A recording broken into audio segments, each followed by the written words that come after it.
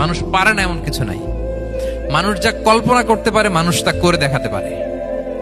এজন্য আমাদের কল্পনার জানালাটাকে বড় করতে হবে। আই রিপিট, মানুষ যা কল্পনা করতে পারে, ইমাজিন করতে পারে, সেটা মানুষ করে দেখাতে পারে। ওই ক্যাপাসিটি দিয়ে আল্লাহ তাআলা মানুষকে তৈরি করেছেন। সুবহানাল্লাহ, সুবহানাল্লাহ। লাকাদ খালাকনাল ইনসানা ফি আহসানি তাকওয়িম। এই ব্রেনকে খাটিয়ে মানুষের কত ইনভেনশন, কত ডিসকভারি, মানুষ সভ্যতার পর সভ্যতা বিনির্মাণ করেছে। চোখ ধাঁধানো মানুষের আবিষ্কার, তাক লাগিয়ে দিয়েছে গোটা বিশ্বে একটার পর একটা করে।